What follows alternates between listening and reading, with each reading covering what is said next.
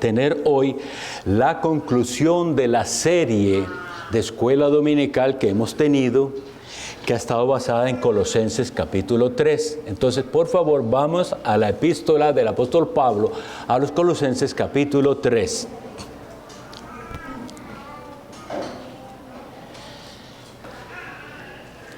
La serie se llamó La vida escondida, precisamente basada en este versículo de Colosenses 3:1. Pero hoy vamos entonces a dar una breve exposición de de lo que este capítulo nos dice. Voy a leer para ustedes Colosenses capítulo 3. Si pues habéis resucitado con Cristo, buscad las cosas de arriba, donde está Cristo sentado a la diestra de Dios. Poned la mira en las cosas de arriba, no en las de la tierra, porque habéis muerto y vuestra vida está escondida con Cristo en Dios. Cuando Cristo, vuestra vida, se manifieste, entonces vosotros también seréis manifestados con Él en gloria. Haced morir, pues, lo terrenal en vosotros: fornicación, impureza, pasiones desordenadas, malos deseos y avaricia, que es idolatría, cosas por las cuales la ira de Dios viene sobre los hijos de desobediencia, en las cuales vosotros también anduvisteis en otro tiempo, cuando vivíais en ellas. Pero ahora dejad también vosotros todas estas cosas: ira, enojo, malicia, blasfemia, palabras deshonestas de vuestra boca. No mintáis los unos a los otros, habiéndoos despojado del viejo hombre con sus hechos y revestido del nuevo, el cual, conforme a la imagen del que lo creó, se va renovando hasta el conocimiento pleno, donde no hay griego ni judío, circuncisión ni incircuncisión, bárbaro ni escita, siervo ni libre, sino que Cristo es el todo y en todos. Vestíos, pues, como escogidos de Dios, santos y amados, de entrañable misericordia, de benignidad, de humildad, de mansedumbre, de paciencia, soportándoos unos a otros y perdonándoos unos a otros, si alguno tuviere queja contra otro. De la manera que Cristo os perdonó, así también hacedlo vosotros. Y sobre todas estas cosas, vestíos de amor, que es el vínculo perfecto. Que el Señor bendiga esta lectura de su palabra y nos auxilie. El fin de esta serie le he puesto cómo debe vivir un cristiano. Bueno, realmente de eso se trató toda la serie. La vida del cristiano es diferente de la que no es cristiano. ¿Y qué es el cristiano? Aquí lo dice en el versículo 1. Si pues habéis resucitado con Cristo. Esa es la pregunta primera. Si pues habéis resucitado con Cristo. Esa es la pregunta que usted y yo debemos responder. ¿Ha resucitado usted con Cristo? Porque si usted siempre ha sido el que es ahora, o más o menos igual, no es cristiano todavía. El cristiano tiene un antes y un después de Cristo. Un día en que el Espíritu Santo actúa en el corazón del hombre para darle vida nueva. Y su vida comienza. Apenas se comienza la vida eterna. Y le llamo aquí una vida escondida con Cristo en Dios. Eso es lo primero. Haber resucitado con Cristo, haber reconocido que antes estábamos sin Él muertos. Y no significa necesariamente que estábamos hundidos en vicios o en placeres, aunque muchos estuvimos. Usted pudiera haber tenido una vida bastante moral y bastante correcta y con una educación bastante buena y no haber resucitado todavía en Cristo. Pero si ha resucitado en Cristo, si esto es cierto, si usted sí puede decir, sí, hubo un momento, tal vez no exacto que lo pueda recordar, pero cuando Él actuó en mi vida, me resucitó, yo no tenía interés por las cosas espirituales, pero surgió en mí ese anhelo de conocer a Dios. Esa es la resurrección espiritual. Entonces, si eso es así, si usted ahora se dice ser cristiano, hay algo que se pide de usted o que demostrará si usted es cristiano. Buscad las cosas de arriba. Poner la mira en las cosas de arriba es la evidencia entonces de nuestro cristianismo.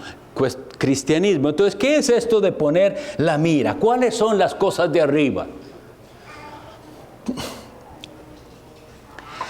En Hebreos capítulo 12 nos dice, puestos los ojos en Jesús, el autor y consumador de la fe. Eso es lo que es poner la mira en las cosas de arriba. ¿Dónde está su mirada puesta? ¿En las cosas de este mundo temporal, pasajero, o en las cosas de Dios? Vean que nosotros estamos esperando algo, dice el versículo 4. Cuando Cristo, vuestra vida, se manifieste, porque Cristo no lo vemos. Está a la diestra del Padre, pero un día será manifestado. A eso le llamamos la parusía, la aparición de Jesucristo. Cuando Él se manifieste, nosotros seremos manifestados con Él en gloria. Entonces esperamos la manifestación gloriosa, la glorificación. Ahora, hoy hace 8 días les hablaba de la necesidad de tener una escatología correcta, es decir, vivimos de cara a la eternidad. Nosotros pensamos mucho, si somos cristianos, en la eternidad. Esperamos la glorificación. Esperamos aquel día en el que ya no tengamos que pelear contra el pecado que está en el corazón. Esperamos aquel día en el cual ya no tengamos lucha contra el enemigo que nos rodea también. Ese es el día de la glorificación. Y ese es el día glorioso para los que han sido justificados por medio de la fe. Ahora, voy a enfatizar algo muy importante antes de lo que tengo que enseñarles esta mañana. Ténganlo muy presente. La salvación del pecador es únicamente posible por la fe en Jesucristo y solamente por la fe. No hay nada que el hombre haga que pueda hacerle ni merecer ni ganar la salvación. En eso debemos estar muy claros.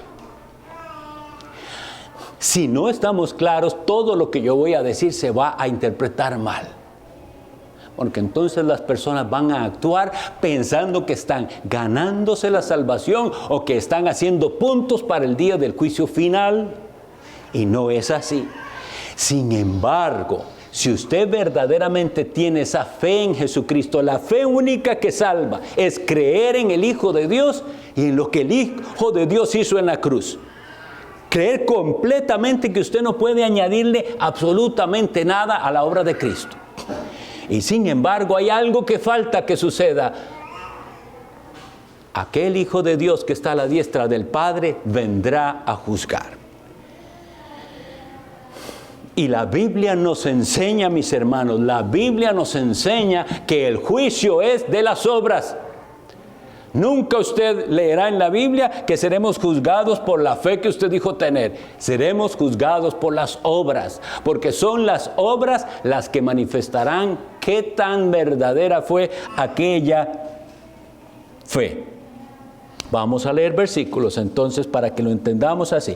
Porque al decir, poner la mira en las cosas de arriba donde está Cristo, estoy viendo a Cristo y saber, ese Cristo vendrá a juzgar. Romanos 2, 6 y 7.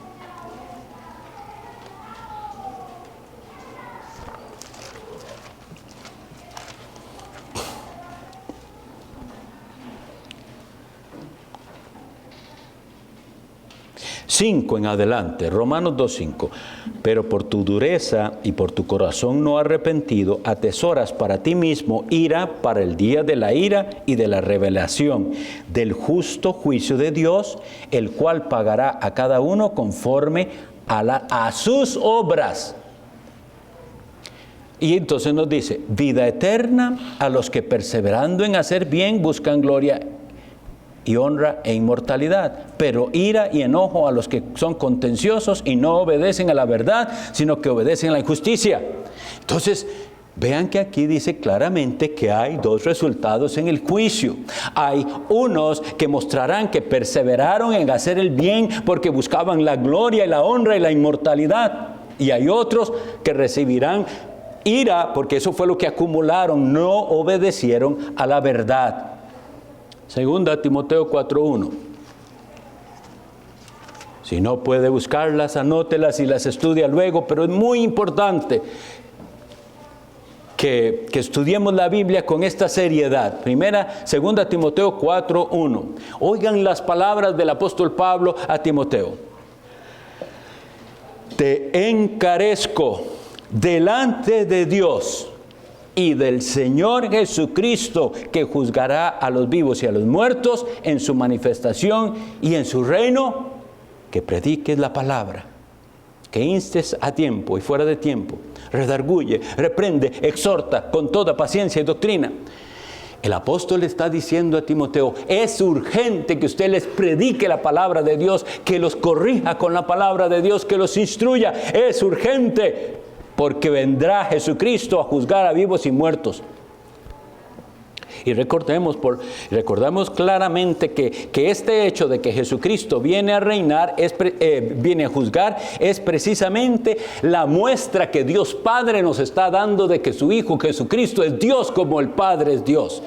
Y entonces nosotros leemos en Juan 5:22, porque el Padre a nadie juzga, sino que todo el juicio dio al Hijo. Y oigan la razón, anótelo ahí, Juan 5:22 y 23. ¿Por qué es que el Padre le dio todo el juicio al Hijo? Para que todos honren al Hijo como honran al Padre. El que no honra al Hijo, no honra al Padre que le envió. Entonces tenemos aquí algo importantísimo. El Hijo de Dios es el juez. Y Él va a juzgar a las personas conforme a sus obras. 1 de Pedro 1:17.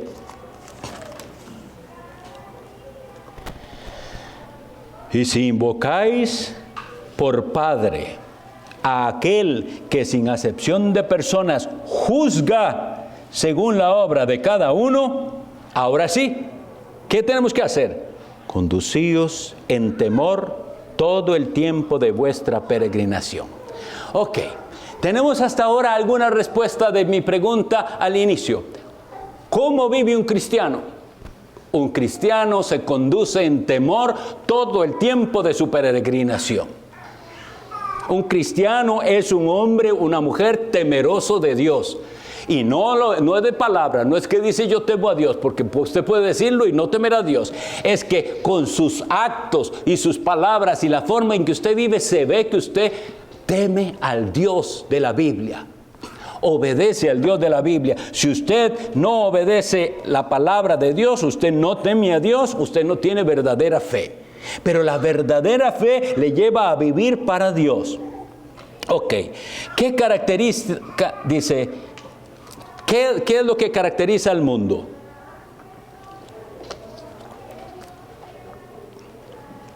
Estamos en Colosenses 3, ¿verdad? Yo estoy exponiéndoles ese capítulo o parte de él. Entonces dice, nosotros tenemos que hacer morir, dice el versículo 5. Hacer morir significa ¿qué? Matar. Es decir, si algo queda de esto en su vida, mátelo. Y aquí viene la razón. ¿De qué? Fornicación, inmoralidad sexual.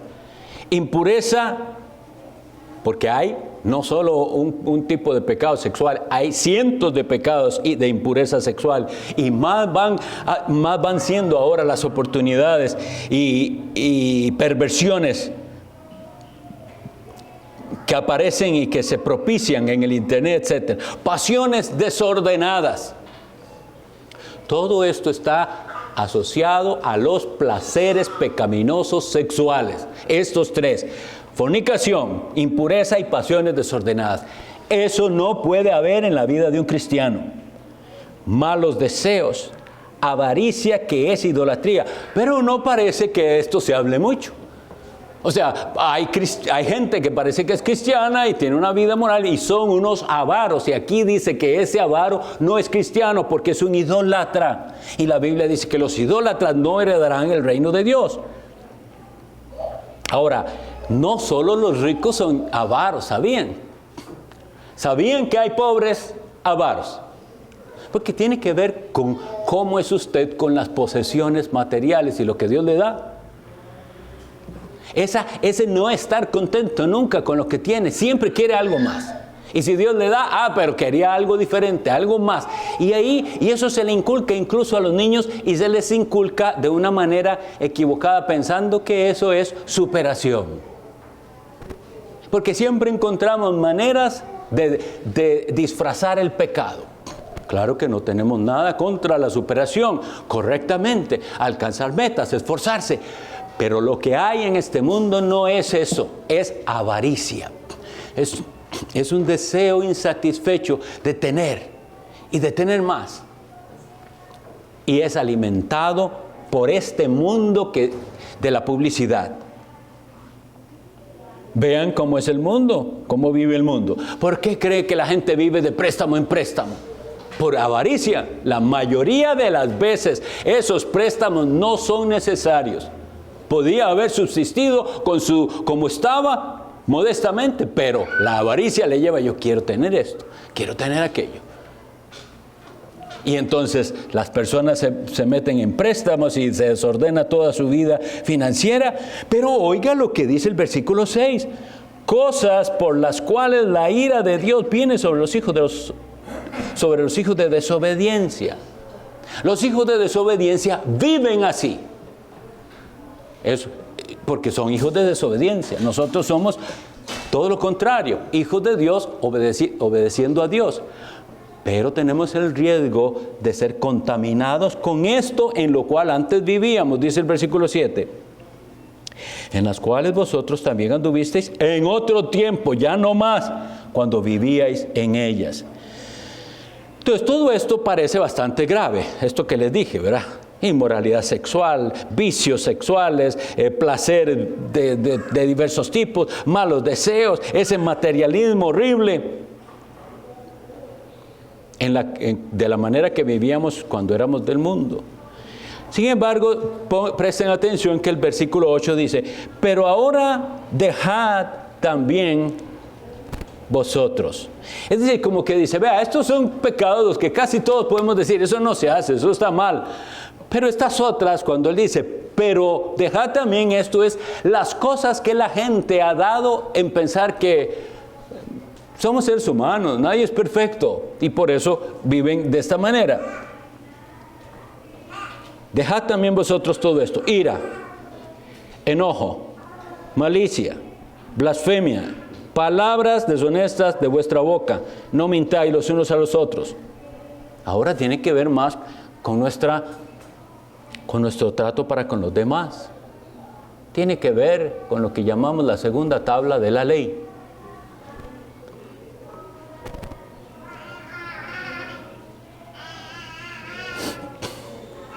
Ese sentimiento, la ira está más asociada a ese sentimiento del corazón que nos hace desear desquitarnos cuando alguien hace algo contra nosotros, que nos hace albergar o impulsos de violencia, resentimientos, rencor en el corazón. Mis estimados, nosotros tenemos que tomar la palabra de Dios en serio. Yo veo que la mayoría de la gente va a la Biblia y al leer esto va a buscar cómo justificar que se puede vivir de otra manera. Pero aquí dice que nosotros no tenemos que tener ni ira, ni enojo, ni malicia. Es decir, sí se puede, Él nos capacita. Hermanos, pongámonos esta regla, no tenemos que enojarnos. Pongámosla y verá. Y cuando vamos, ¿por qué me tengo que enojar? No vale la pena. El enojo trae contaminación al corazón. No se contamine. No me voy a enojar. Recuerden que la única manera en que nosotros nos podemos enojar sin pecar es si el enojo está siendo causado por una verdadera injusticia, por algo que ofende tanto a Dios que usted se enoja, como Jesucristo. ¿Cuándo fue que nos dio ejemplo Jesucristo de enojo? Cuando profanaron el templo de Dios y hicieron de la casa de Dios, que debía ser casa de oración, una cueva de ladrones. Eso ofende a Dios y Él se enoja, y eso no es pecado. Nosotros a veces nos vamos a poder enojar de ver la falsedad de las doctrinas que se predican en algunas partes, que llevan a la gente a la perdición. La maldad de algunos que han hecho de la religión un negocio. Eso nos da enojo. Pero pero es por como eso ofende a Dios, nos da enojo. Pero seamos sinceros, ¿cuántas veces de las que usted se enoja es por algo así? No, usted se enoja porque usted es el afectado, no Dios. Y de hecho algunos, mientras no les afecte a ellos, nada les enoja.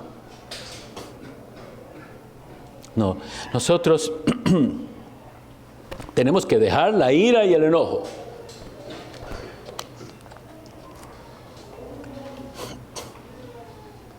El asunto es que cuando nosotros leemos esto, debe haber una respuesta de nuestra parte y decir, voy a esforzarme en dejar esto, porque aquí dice que lo debo dejar. La ira y el enojo y los malos deseos y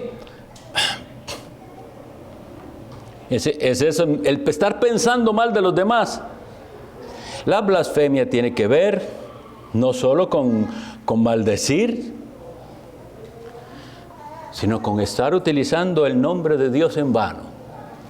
Si ustedes y yo respetamos el tercer mandamiento, dejemos de estar invocando el nombre del Señor cuando no es santamente.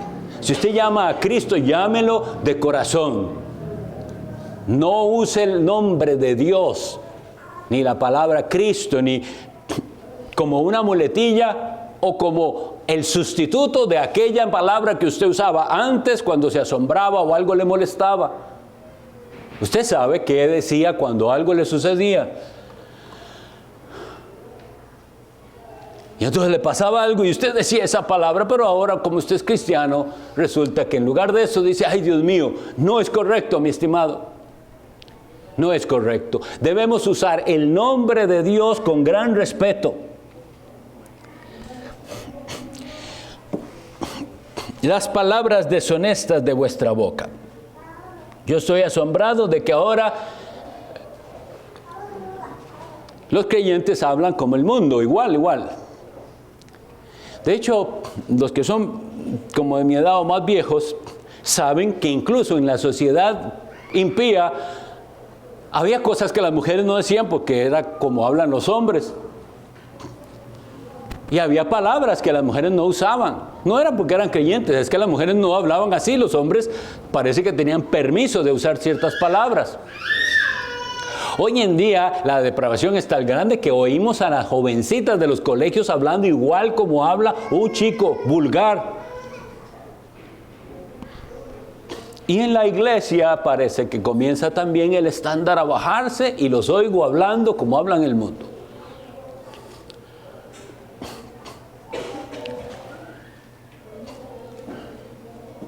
Si usted del mundo habla como el mundo, si usted de Cristo no habla más como el mundo.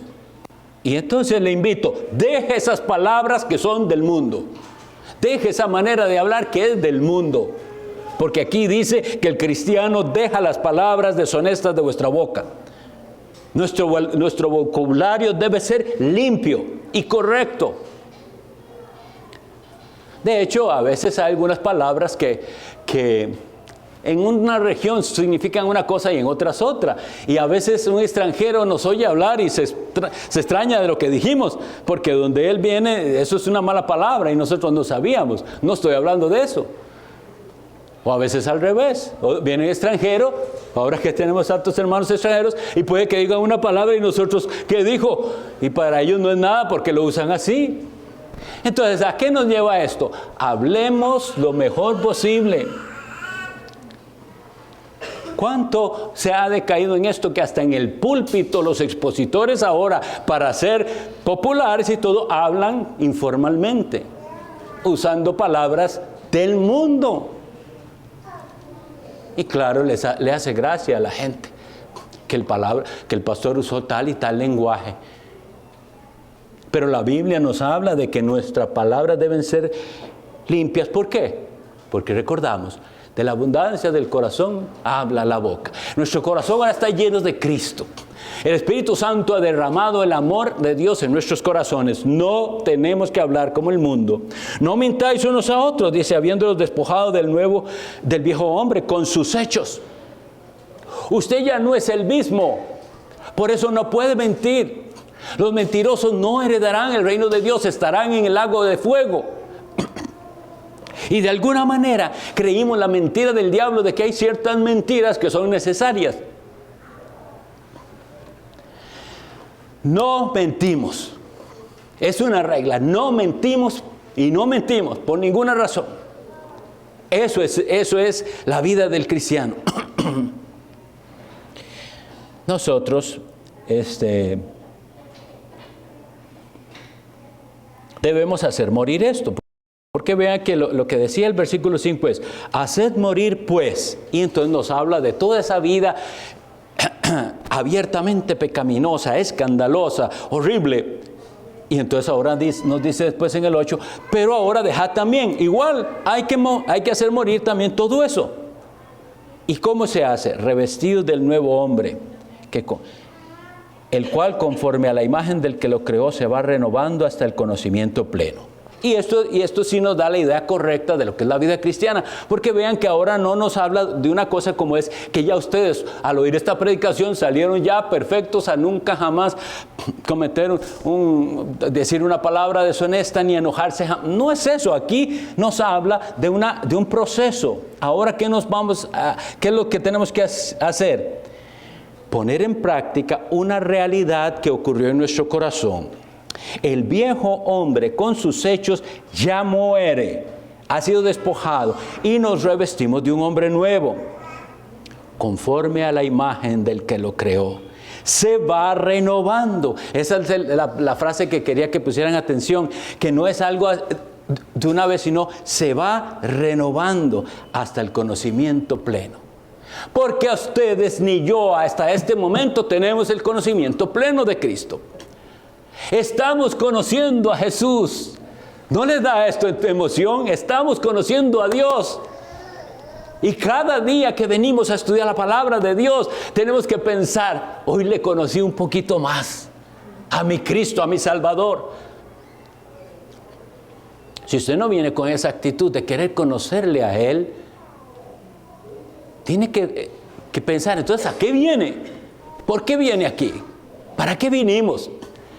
Tiene que ser ese deseo. Yo voy a ir a adorar, pero no a lo que la gente cree que es adorar, estar ahí en esa sed. Quiero conocerle, quiero postrarme a Él, no tal vez físicamente, pero en mi alma.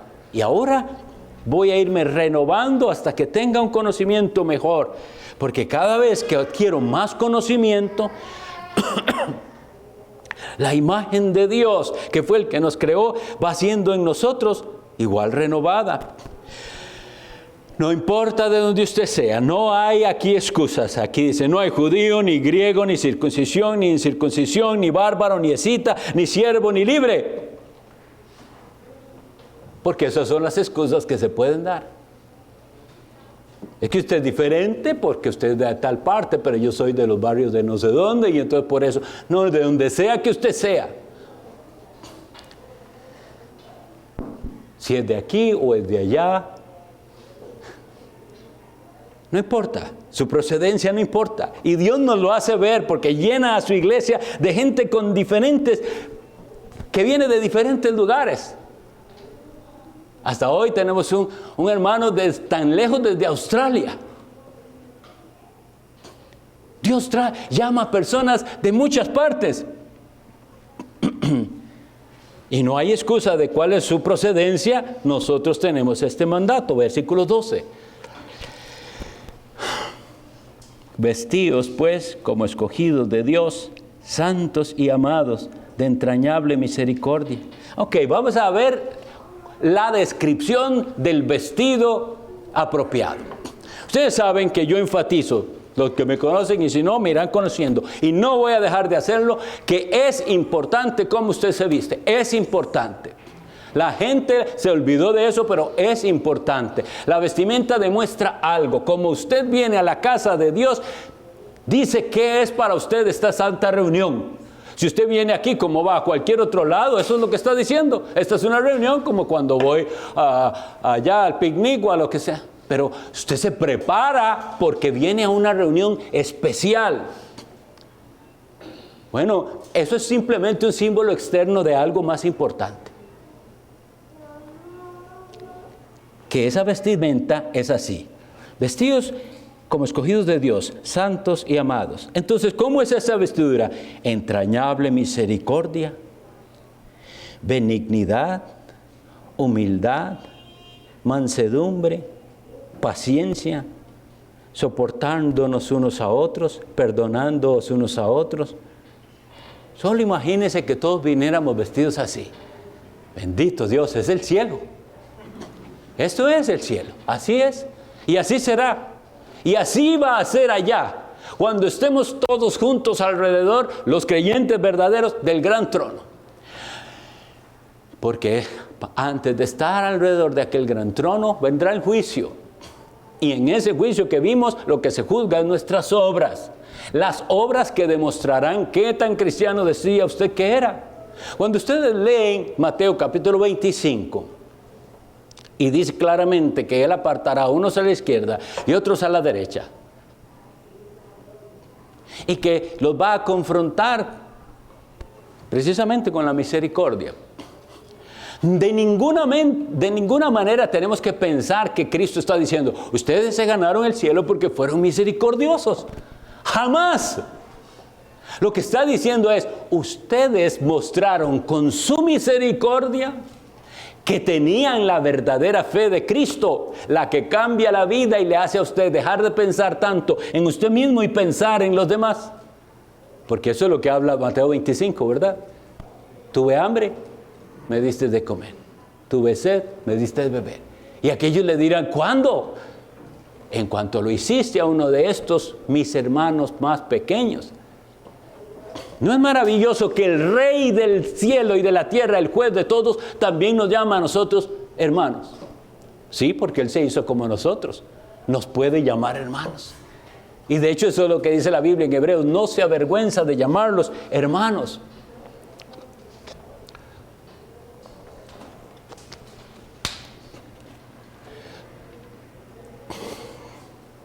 ¿Cómo vive un cristiano? Siendo misericordioso, no de palabra, no diciendo, ay, qué lástima me da, y sin hacer nada. La verdadera misericordia no solo te da un sentimiento de lástima hacia algo, es que usted tiene que hacer algo. Algo quiero hacer para ayudar. Benignidad. Tiene que haber esa disposición hacia el bien. Humildad. Si usted se cree humilde, no tiene humildad. Nosotros, si hay un pecado que hemos de luchar hasta el último día de nuestra vida, es el orgullo. Siempre nos creemos más de lo que somos. Y eso nos pasa individualmente y como familias, así es.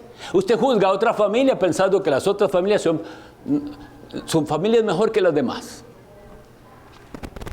La humildad nos hace ver que hay muchas personas superiores a nosotros y mejores cristianos que nosotros y más santos que nosotros.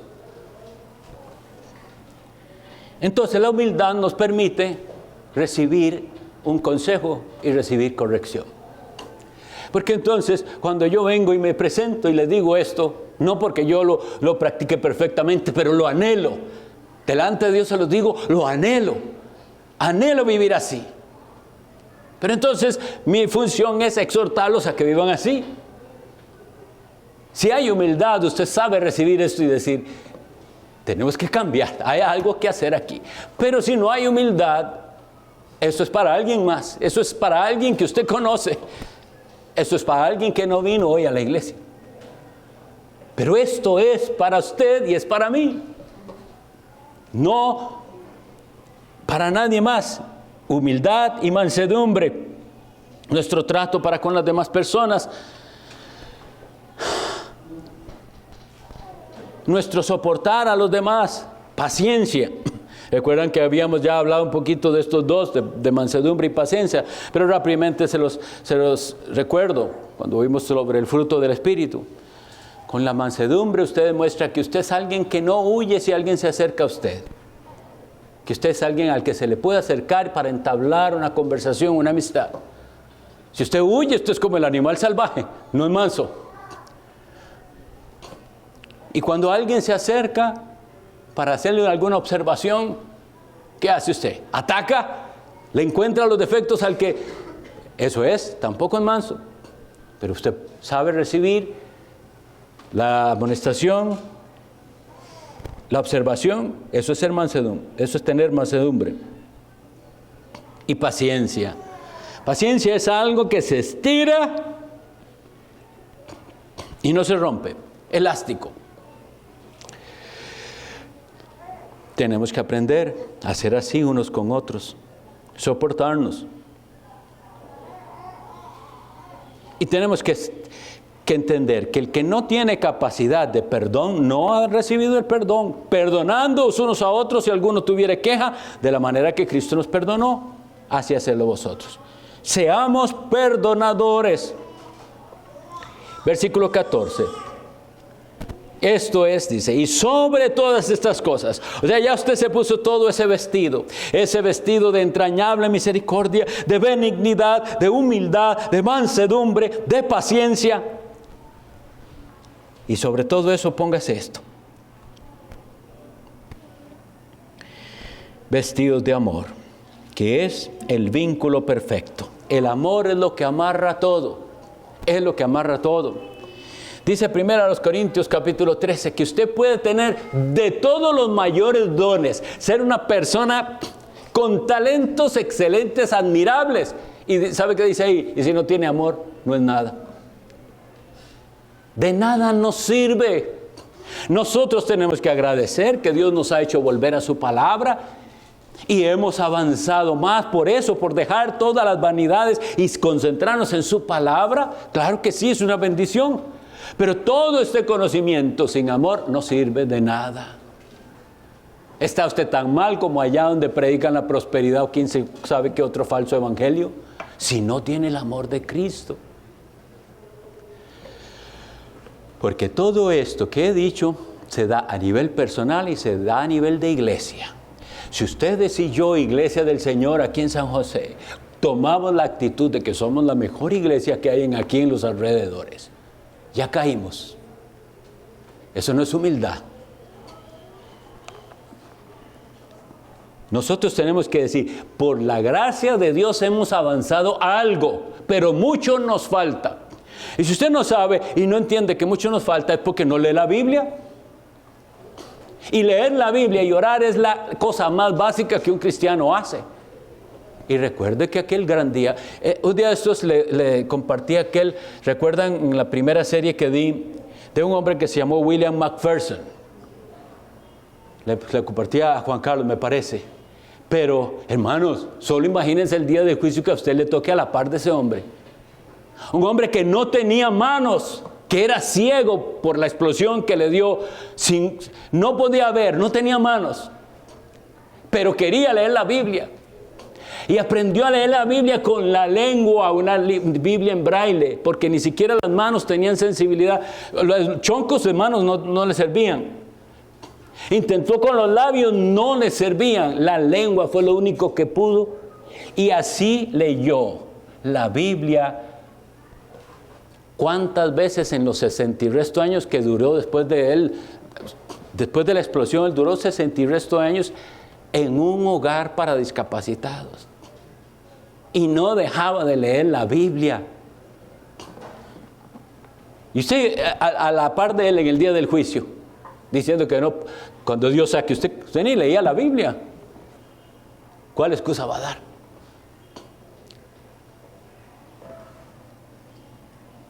Todos nosotros Voy a terminar aquí en el versículo 16 y 17 de este capítulo 3. Dice, la palabra de Cristo mora en abundancia en vosotros. Para que la palabra de Cristo more en abundancia, usted tiene que conocerla, enseñándoos y exhortándoos unos a otros en toda sabiduría, cantando con gracia en vuestros corazones al Señor, con salmos e himnos y cánticos espirituales. Vean qué cierre más perfecto, hermanos. Y todo lo que hacéis, sea de palabra o de hecho, hacedlo todo en el nombre del Señor Jesús, dando gracias a Dios Padre por medio de Él. Ser cristiano tiene que ver con todo lo que usted hace. Tiene que ver con sus ojos, tiene que ver con sus oídos, tiene que ver con su boca, con sus pies. Todo lo que usted hace, dice, su comportamiento, todo eso tiene que ver con ser cristiano. Y nosotros tenemos la mira en las cosas de arriba, donde está Cristo, al cual estamos esperando que Él vendrá a juzgar este mundo. Y a usted y a mí nos va a juzgar. Quiera Dios que nuestra fe sea probada y aquel grandioso día sea mostrada como fe verdadera. La fe de los que se arrepienten, la fe de los que quisieron vivir para el Salvador. Dios los bendiga, hermanos. Vamos a tener el receso.